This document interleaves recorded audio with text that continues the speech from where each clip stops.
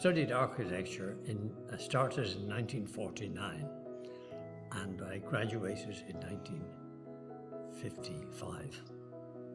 And it was a nice school, enjoyed it. It was a big class, 60, very big for that time. And it turned out to be a very good class because lots of very interesting people in it. And we remained friends.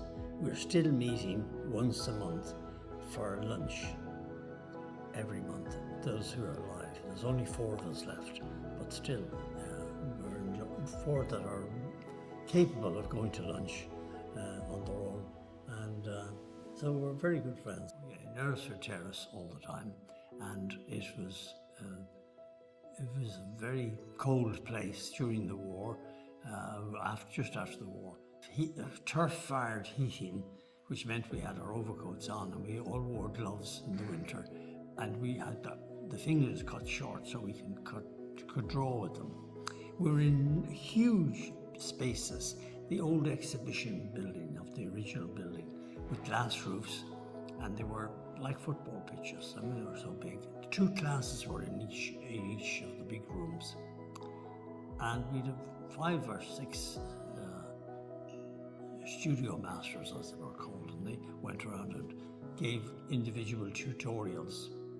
And then when the project was finished, the work was pinned on the wall, and you were given the crit then in front of the whole class. And they were pinned on the wall in the order of merit. In other words, the best ones were pinned at the right-hand side, and you saw your life in your results in full glory. And some of the people who did badly didn't wait for the crit, they just went home. And the studio was in the mornings. In the afternoons we had our lectures, and we had a large number of subjects which the current students don't study. Maths, a lot of maths, chemistry, physics, geology, archaeology, and probably 1 or 2. And we went to the College of Art 3 days a week in the afternoon. And we enjoyed it. And what changed me really, first of all, during the summer there was no summer work available, none. So everybody went travelling to England to work in factories and make money, and then we went to the continent for the rest of the summer, and that's what I did 4 years in a row. And I travelled, hitchhiked on my own. I went to every part of Europe, and I went to every building that I could find, a famous building that I could find, and I met a lot of famous architects on my way, because I made a point of going to see them if I could, Corbusier and people like that. And then, but I was very dissatisfied when I finished college, because I didn't really know what architecture was about. I didn't know how to make architecture, how to go, what do you do? Nobody seemed to know. And anybody you ask, including the professor, he would say, oh, you just do what you want, sort of thing. Very disappointing.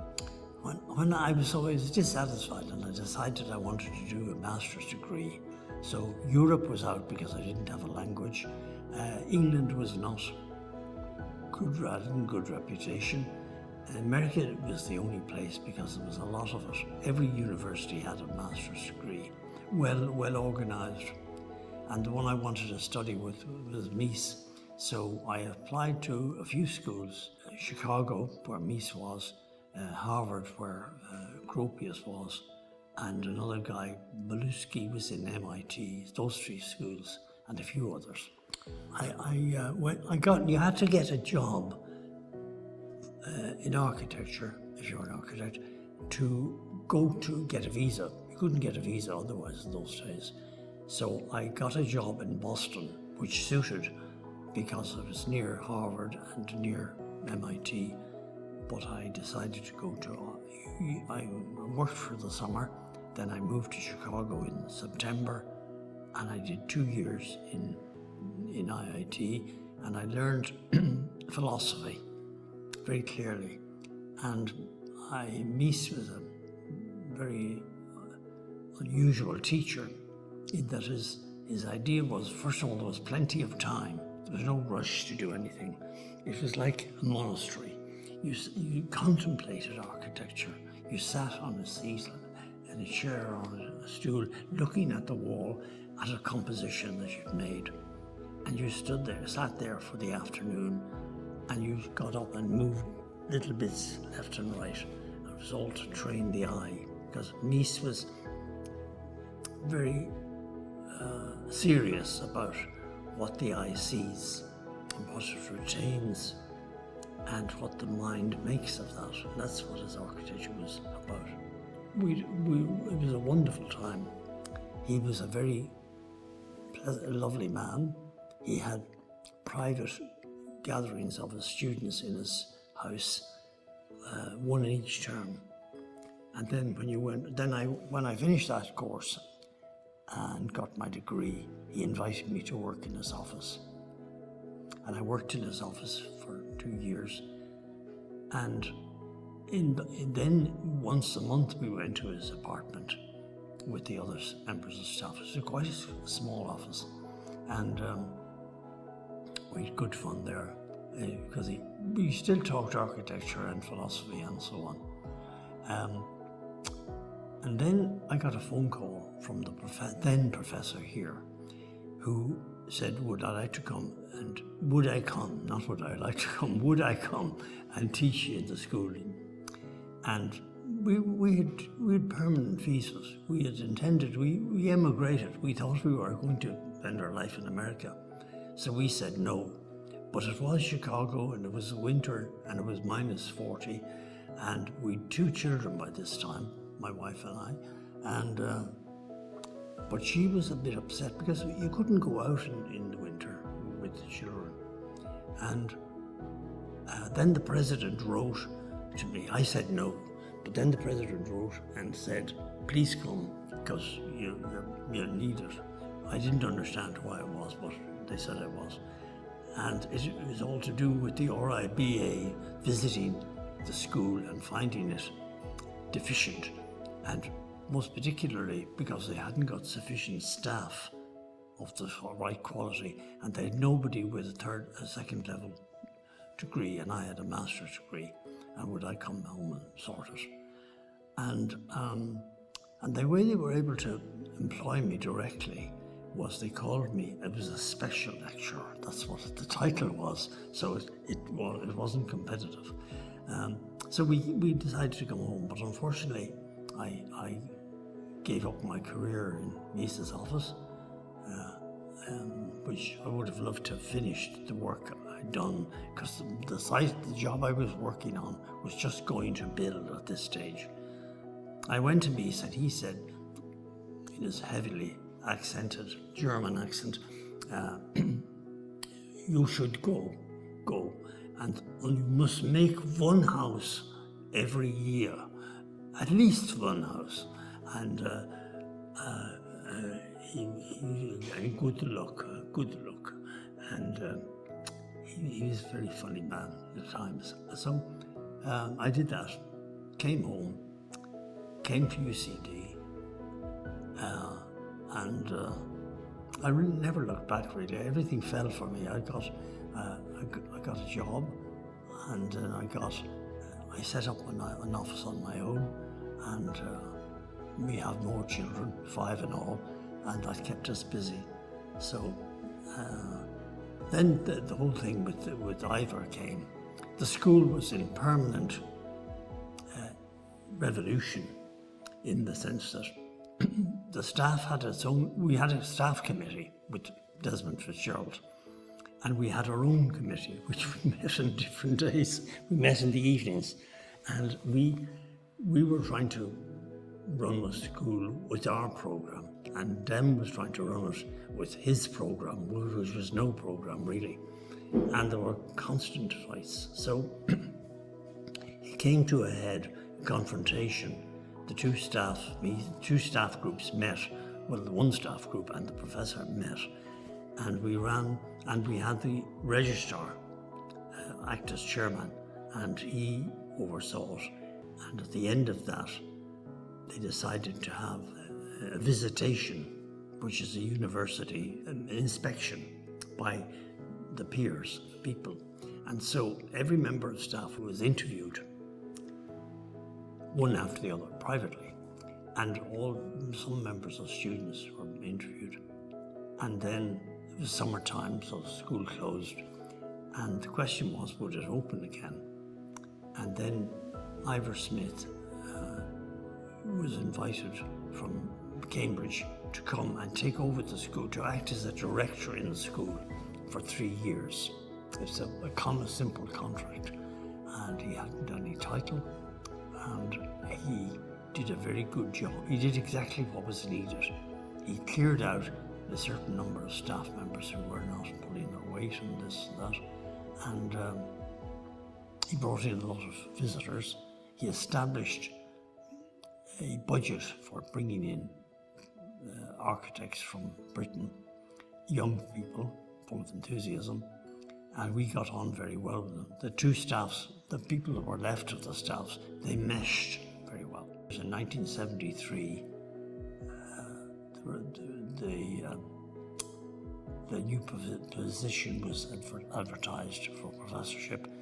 Ivor wasn't a candidate, he went back to Britain, and then I got the job, most unexpectedly. In fact, I hadn't intended to apply for it, but it was suggested to me by Professor McDermott and by Ivor Smith that I should apply, so I did. And then I stayed on there until I was too old to be a professor, 65 to 1996. I was born in 1930.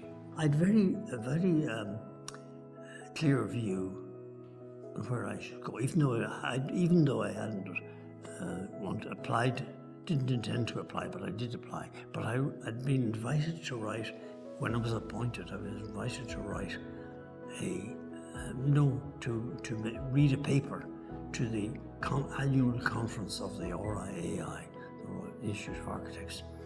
I was in Kilkenny, and I wrote a piece, and Michael Scott, the leading architect in Ireland, said that he would like it published, and he arranged to have it published in the magazine Studies. It's in the library, and you can read it, and it's 1973 publication.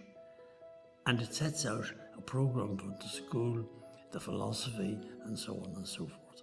And then, so that was really my focus, and I read it to the students. A lot of them didn't pay any attention to it, but it gave me a strong purpose, and it was basically to do with I wanted the school to be open.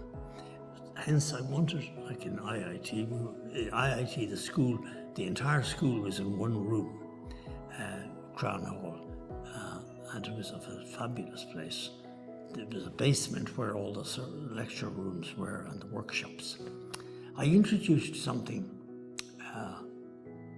which might surprise a lot of people. I introduced model making in the school. No models had been made ever in the school until I came back from Chicago and started, but there was no facilities. But when we moved out here, we had a building, we had a workshop, and more people, even English people, weren't making models. In America, every architect took it as natural that you would make a model of a building you were designing, and I'd always made models in my practice, but nobody else had ever made models. And this was a major feature of the growth in architecture, a particular type of architecture, spatial architecture particularly, and inventive architecture, fresh architecture. And a lot of people found it helpful to design with models. In 1980-81, rather dramatically, the president phoned me up and said he wanted to see me. He phoned me at home. It was Christmas holidays.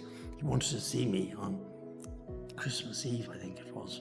And he brought me out to Richview and he said, the government has instructed us that they wanted to take over Earlsfort Terrace for a concert hall. and they'd already taken it over, but they hadn't much space, and we were still there, and they wanted us to get out, and so on. And they've instructed us to purchase the purchase the school, the Masonic Boys' School. They'll give us some money, and we have to go now. This was Christmas Eve. We have to be in the new school in September. So when this was announced to the staff, first of all, they all said, we're not going, we're resigning from the school, we're not going, and we're going to encourage the students not to go. And I had a meeting with them, explained what the situation was, and I went back to the president and I said, no, they're not going, we're not going. And he said, well, there's going to be no school. We'll close the school down. We've no choice. We've nowhere else to go. And it's a very expensive course. We're subsidizing it from other courses. And we went back and talked to the students and this and that. And then I had a proposal. I simply said, we'll have an all-day conference on the subject. We closed the studios and we had a meeting. And I think wisely proposed that a student would be the chairperson. Michael Cullinan, who is a brash young fellow, is a brash old architect, but he's a good architect. And he's a big voice, big presence. And he did it very well. And it was a very interesting, huge arguments on every side. But the whole point was that architects should be living in the city, designing in the city. This business of going to the country, which Belfield was considered the country. And the most vociferous person, whose name I can't remember, he was a student who had come over with Ivor, I think, originally. And he was peripheral. He didn't teach in any one year, but he gave seminars and so on urbanism. And he was teaching in Trinity in urbanism, though there's no school of architecture, but he was teaching it.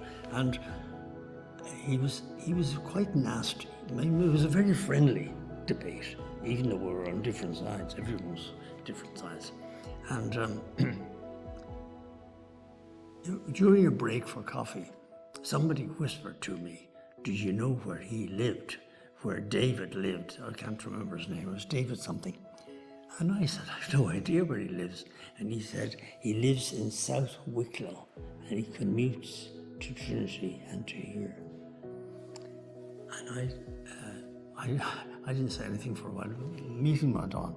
And then at a certain point I said, he was on his feet, very, very aggressive debater, accusing everybody of being this, that and the other.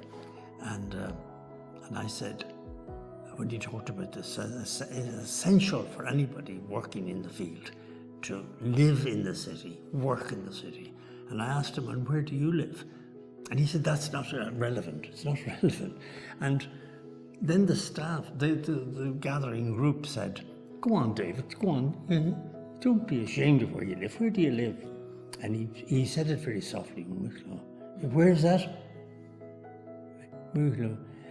"Is that, spell it, what's that?" "Wicklow." And then he said Wicklow. And the whole 200 people burst out laughing. And he sat down. And that was a turning point. We did the president's suite of offices, not that president, another president. And we did a small chaplaincy centre, and we did Roebuck apartment buildings, and we did Richview, the school. And the way I dealt with the Richview was that we decided we'd hold a competition amongst the students and the staff, and they divided the school into, I think, 10 groups, and they would be they would be staffed by different members of different years. So all the years were muddled together. So every group had 10 students, let's say, and there was 2 from first year, 2 from second year, and so on and so forth. I think fifth year was excluded because they were in the middle of the thesis. And they did, my office was another group. We did a project, and the projects were done. Some were done flippantly. One guy did, I think it was Shane de Blockham, his office, his group that he was teaching, his group, they decided that the thing to do would have a big party and to burn Richview down. Very funny things. And then we had a crit, and we invited Ivor Smith back for the day, and he had a day-long crit, and my project was put up with it, and there was lots of criticisms and praise and so on and so forth. And then and ideas from all the projects, except burning down one, was taken. But an extraordinary thing that quite a few projects, 10 projects, let's say, had done things to cover the courtyard with corridors going this way and that way, like the French, the airport in Paris, you know, that one. All these things connecting. And I thought, my proposal was that we'd have free umbrellas, and they would have the commercial names on them, and you could advertise them, you get them for nothing. And I saw them in Japan, where many buildings have these umbrellas which are in sort of sets, and you can take them out and you put money in, but you can take them out and go, and then you put them in somewhere else. You don't keep them. But we didn't do anything about that. We tried to, we didn't. Eventually people got used to the rain and walking, skipping across. But the big idea for Richview, it was a pretty bad building. It was, the windows all had screens, solid screens, up to the middle rail in all the windows. You couldn't see into any building. Many of the doors were locked, so you couldn't get through the building. And you couldn't go into the courtyard. You had to go out the other side of the buildings and go round. And the car park was in the courtyard, Tarmac car park, and a big above-ground septic tank, big, like a sentry box. No, but like this room, concrete, right in a sort of dominant position. So there's a lot to be done. An extraordinary building. It was the most solid building I've ever seen. We were looking at cutting doors through it and spaces and corridors and this, and the walls were extraordinarily thick. And we had to put an end to that, and then we had this idea of not making many structural changes. And the idea was to have these pathways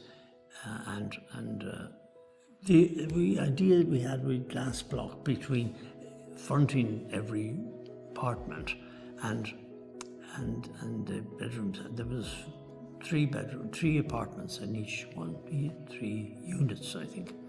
And it worked well. The government, the university wanted to try. They had no residents to that size, except one in Richview.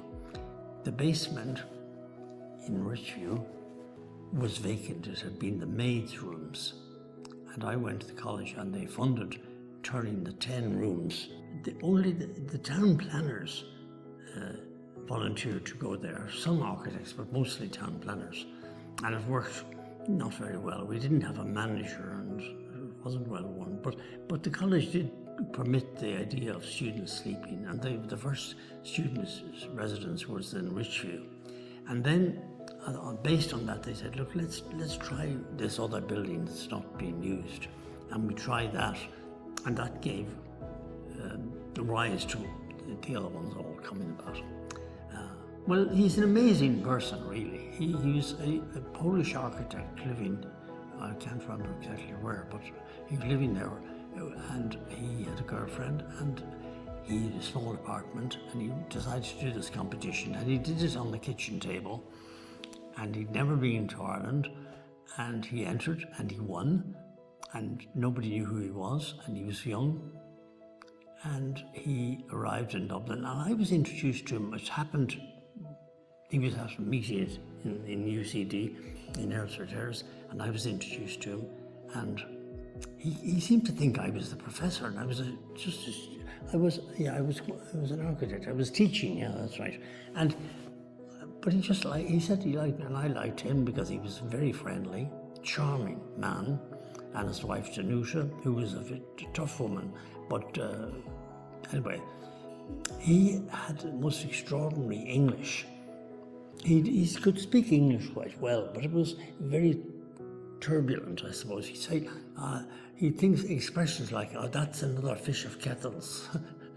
And he made great. He went on a trip to Killarney in January, which is when he came.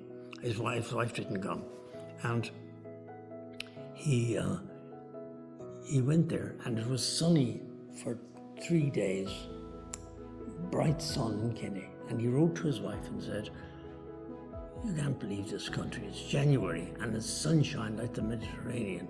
And she came over, and it rained all the time from January to the summer. He told that only with great relish.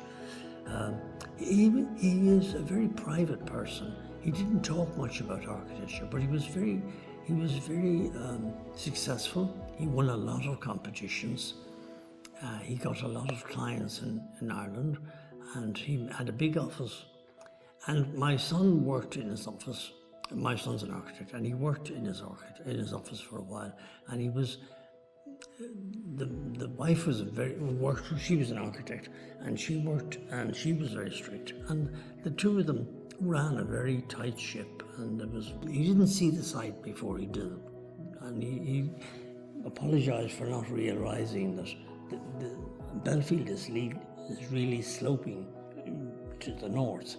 So it's a north slope, which is not ideal. So it tends to be colder than it would otherwise be. And I think given the weather, I think the notion of the walkways makes sense. I think the problem he didn't take into account was the wind in Dublin. And if he'd I'd often talk to him about possibility of building hedges down the middle of the walkway, so you could walk on the other side, and whichever way the wind was blowing, you'd be sheltered. But he didn't do that. Or maybe the college wouldn't do it. So I must say I liked him very much. He died young, but he worked very, very hard. I think the administration building, the entrance hall of that whole main office, is very, very successful in many ways. And the consultation rooms and the conference rooms are good. It's brutalistic, I suppose, in a sense. It's very hard, but he didn't know. He was in communist Russia, really, and he didn't know. He didn't probably have access to many other inspirations. I think very difficulty getting out of Poland to come here to do it, to emigrate. I think it was a conference in Holland. He applied and he got permission to go to it. And then when he went there, he didn't go back. He had a suitcase full of books and a small suitcase full of clothes. And he didn't have enough money to pay for the extra weight. And he had to leave one of them there, and he left his clothes. He took his book. He loved it. And he liked to say, "And I'm still wearing the same clothes I came." He was famously been for bedraggled looking, and his wife the same. When she'd come to dinner at my house, she'd always admire my wife, saying, "Where'd you get that? That's lovely. Where'd you get it?"